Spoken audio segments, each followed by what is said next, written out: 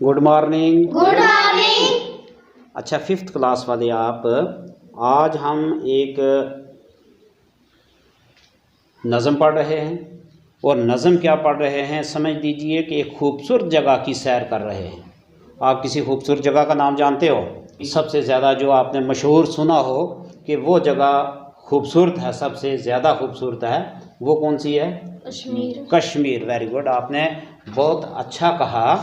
यही कश्मीर की खूबसूरत जगह की सैर एक शायर ने, इस शायर का नाम है नशात किश्तवाड़ी। नशात किश्तवाड़ी ने ये एक नज़म लिखी है कश्मीर की खूबसूरती के ऊपर। तो आपको ये नज़म पढ़ते पढ़ते एक सैर भी हो जाएगी, आपको आस्ता आस्ता मैं कुछ ये फ़ोटो वीडियोस दिखाता भी रहूँगा, और आप क्या करोगे कि साथ मेरे पढ़ते भी जाओगे। पहले मैं पढ़ता हूँ, आप सुनते जाओ, फिर मैं पढ़ूँगा, साथ में आप भी पढ़ोगे, फिर उसके बाद इसका मैं आपको तर्जमा करके आसान अल्फाज में बताऊँगा। तो ऊपर ये कुछ अल्फाज लिखे हैं। ओलिया, ओलिया वली की जमा होती है। वली अल्लाह का नेक बंदा होता है। एक हो तो उसको वली कहते हैं, एक से ज़्यादा हो तो उसको ओलिया कहते हैं।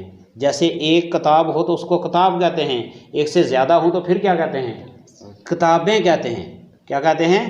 किताबें कहते हैं। एक हो तो कुर्सी होती है, तो एक से ज़्यादा हो तो कुर्सियाँ होती हैं।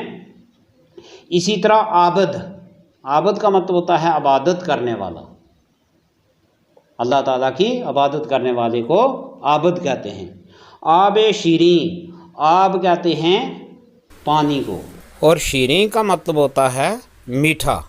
आब शीरीं यानी मीठा पानी। आब बका, आब बका का मतलब हो गया वो पानी जो पी कर आदमी बाकी रहे, यानी ख़त्म ना हो, तो उसको आब बका कहते हैं। अब ये नज़म जो है, इसका अनवान है तस्वीर कश्मीर। ये कश्मीर की तस्वीर भी दी गई है, ये भी आप देखेंगे। देख कर बात आपको ज़्यादा समझ में आएगी। तस्वीर कश्मीर, कश्मीर की तस्वीर, ठीक है। तो क्या क्या है इसमें, ये आप इसने गिना है। ओदियाओं आरफों की सरजमी, आलमों और आबदों की सरजमी, ये अदीबों शायरों की सरजमी, मंदिरों और मस्जिदों की सरजमी। हाँ, इसी जन्नत की ये तस्वीर है, नाम जिसका जन्नत कश्मीर है। दिल फरेबी बागशाली मार की, और नशात बाग की वो दिलकशी, आबशारों की वो बजती बंसरी, मंजरे कुदरत की वो जादूगरी।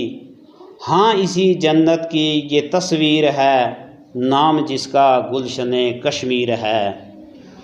देखिए गुलमर्ग की क्या शान है, चश्मे गर्दों देख कर हैरान है। वादिये कश्मीर की वो जान है, एक सरापा हुस्न वो मैदान है। हाँ, इसी जन्नत की ये तस्वीर है, नाम जिसका गुलशने कश्मीर है। हाँ, चनारों की वो शाने दिलरुबा, और वो सरो सनोबर की फ़ज़ा। झील डल के हैं कंवल खुशनमा, कश्तियों का भी नज़ारा है जुदा। हाँ, उसी जन्नत की ये तस्वीर है, नाम जिसका गुलशने कश्मीर है। अब आपने पढ़ लिया, अब मैं पढ़ता हूँ, साथ में आप भी पढ़ोगे। तस्वीर कश्मीर, तस्वीर कश्मीर। ओलियाओं आरफों की सरजमी, ओलियाओं आरफों की सरजमी, आलमों और आबदों की सरजमी, आलमों और आबदों की सरजमी। ये अदीबों शायरों की सरजमी, ये अदीबों शायरों की सरजमी। मंदिरों और मस्जिदों की सरजमी, मंदिरों और मस्जिदों की सरजमी। हाँ, इसी जन्नत की ये तस्वीर है, हाँ, इसी जन्नत की ये तस्वीर है, नाम जिसका जन्नत कश्मीर है। नाम जिसका जन्नत कश्मीर है। دل فریبی باغ شالی مار کی، دل فریبی باغ شالی مار کی، اور نشاط باغ کی وہ دلکشی، اور نشاط باغ کی وہ دلکشی،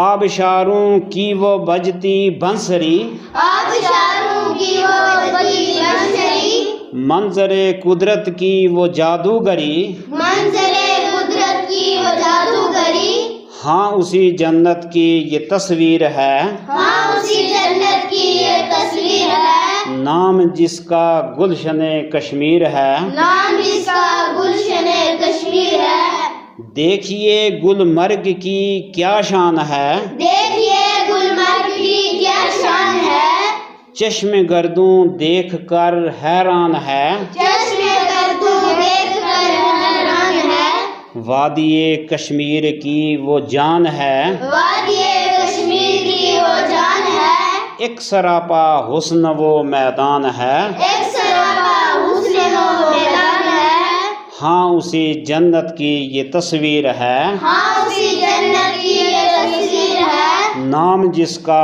گلشن کشمیر ہے، نام جس کا گلشن کشمیر ہے، ہاں چناروں کی وہ شان دلربا، ہاں چناروں کی وہ شان دلربا، اور وہ سر و صنوبر کی فضا، اور وہ سر و صنوبر کی فضا، جھیل ڈل کے ہیں کنول خوش نما، جھیل ڈل کے ہیں کمل خوشنما، کشتیوں کا بھی نظارہ ہے جدا، کشتیوں کا بھی نظارہ ہے جدا، ہاں اسی جنت کی یہ تصویر ہے، ہاں اسی جنت کی یہ تصویر ہے، نام جس کا گلشن کشمیر ہے۔ نام جس کا گلشن کشمیر ہے۔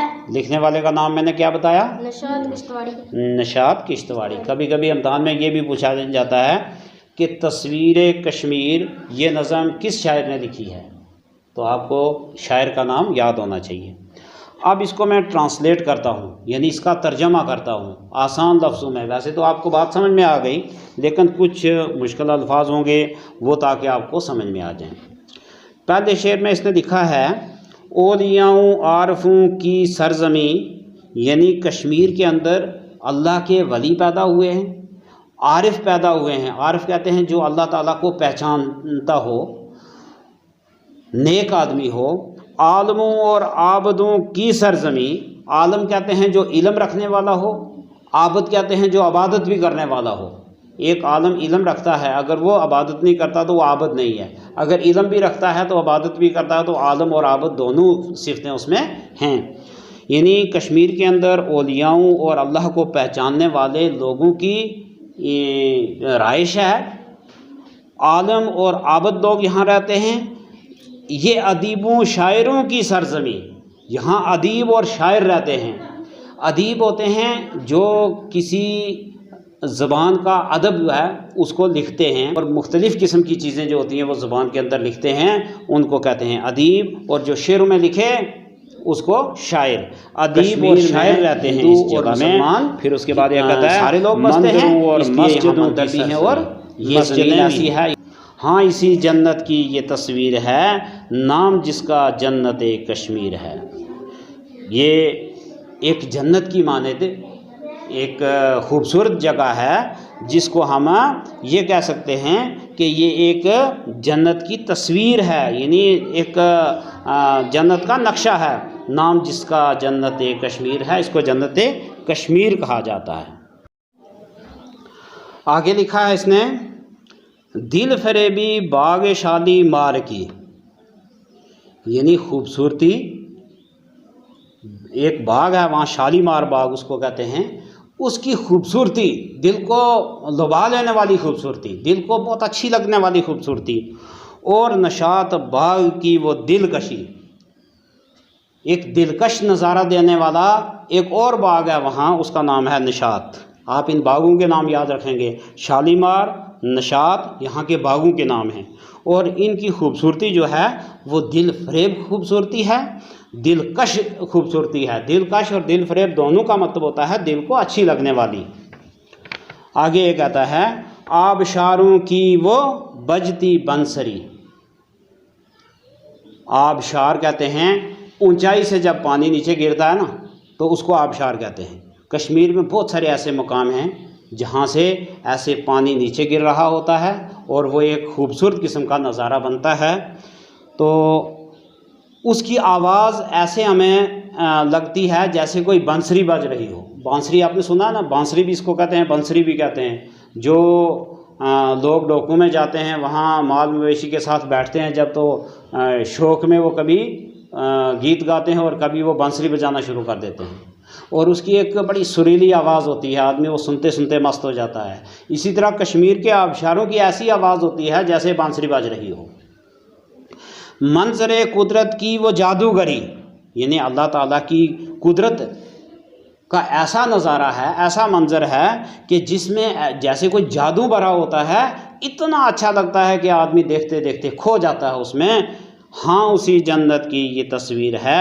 یہ جو اوپر بات کی ہے آبشاروں کی اور اس کے بعد باغوں کی، تو ان کی خوبصورتی کی، تو اسی جگہ کا نام جو ہے، یہ جو تصویر پیش کی گئی ہے یہ اسی جگہ کی ہے، نام جس کا گلشن کشمیر ہے، جس کو کشمیر کا انہیں گلشن کہتے ہیں۔ گلشن کا مطلب ہوتا ہے باغ، ایک باغ ہے کشمیر، سارا ایک باغ کی طرح ہے۔ تو وہ کہیں درخت ہیں، کہیں آبشار ہیں، کہیں دریا ہیں، کہیں جھیلیں ہیں، تو یہ سارا کشمیر مل کر ایک گلشن بنا ہوا ہے، ایک باغ بنا ہوا ہے۔ دیکھیے گلمرگ کی کیا شان ہے۔ اب باغوں کے علاوہ یہاں ایک اور چیز ہوتی ہے جہاں دیکھنے کے قابل نظارے ہوتے ہیں، ان میں سے ایک مقام گلمرگ ہے۔ یعنی گلمرگ دور تک ایک سبز ہرا بھرا میدان۔ تو آپ دیکھ رہے ہیں کہ کشمیر میں ایسے لمبے لمبے میدان جہاں نظر نہیں پہنچتی، لیکن وہاں کی ہریالی، وہاں کے درخت، وہاں کی ٹھنڈک تو آپ دیکھ کر محسوس نہیں کر سکتے، وہاں جا کر محسوس کر سکتے ہیں۔ تو یہ گلمرگ کی کہتا ہے کہ دیکھیے گلمرگ کی کیا شان ہے۔ یہ گلمرگ ایسی جگہ ہے کہ اس کی کیا شان ہے۔ چشم گردوں دیکھ کر حیران ہے، یعنی چشم گردوں کہتے ہیں زمانے کی آنکھ، چشم کہتے ہیں آنکھ کو، تو چشم گردوں دیکھ کر حیران ہے، یعنی دنیا دیکھ کر اس کو حیران ہے کہ کتنی خوبصورت جگہ ہے۔ وادی کشمیر کی وہ جان ہے، یعنی گلمرگ اتنی خوبصورت جگہ ہے کہ سارے کشمیر ہی خوبصورت ہے، لیکن یہ تو اتنی خوبصورت ہے کہ ایسے لگ رہا ہے کہ اسی میں سارے کشمیر کی جان ہے۔ ایک سراپا حسن وہ میدان ہے۔ سراپا کا مطلب ہے پورے کا پورا، سر سے لے کر پیر تک پورا، یعنی جو گلمرگ ہے وہ ایک سرے سے دوسرے سرے تک حسن کا وہ میدان ہے، ایک خوبصورتی کا میدان ہے، وہ ہرا بھرا میدان ہے اور بہت خوبصورت ہے۔ تو یہ جو اوپر گلمرگ کی بات بیان ہوئی ہے نا، ہاں اسی جنت کی یہ تصویر ہے۔ یہ تصویر کس کی بیان ہوئی ہے؟ نام جس کا گلشن کشمیر ہے، جس کو ہم کشمیر کہتے ہیں، وہ کشمیر کا جو باغ ہے اس کی یہ اوپر تاریخ بیان کی گئی ہے۔ ہاں چناروں کی وہ شان دل ربا، تو کشمیر کی ایک اور پہچان بڑے بڑے قداور درخت چناروں کے، جن کی عمریں ہزاروں سال پرانی ہو چکی ہیں، جن کے قد آسمان کی بلندیوں کو چھو رہے ہیں، جن کے نیچے بہت ٹھنڈی ٹھنڈی چھاؤں اور وہاں بیٹھنے کے خوبصورت نظارے ہیں۔ تو ہاں چناروں کی وہ شان دل ربا، یہ دل کو بہلانے والی، دل کو اچھی لگنے والی ان چناروں کی شان ہے۔ وہ سرو صنوبر کی فضا، تو یہاں سرو کے درخت بھی ہوتے ہیں، صنوبر کے درخت بھی ہوتے ہیں، یہ دو درختوں کے نام ہیں الگ الگ۔ جھیل ڈل کے ہیں کنول خوش نما، اب جھیل ایک اور جگہ ہوتی ہے کشمیر میں، کچھ ایسی جگہ ہیں جہاں پانی رکا ہوا ہوتا ہے، یعنی ایک بہت چھوٹا سا سمندر آپ اس کو کہہ دیں، سمندر تو بہت بڑا ہوتا ہے لیکن پانی رکا ہوا کافی، اس میں بھی کشتیاں چلتی ہیں، اس میں لوگ سیر کرنے کو آگے جاتے ہیں، ایک طرف سے دیکھو تو بہت دور دور تک پانی وہ اکٹھا ہوتا ہے، اس کو جھیل کہتے ہیں۔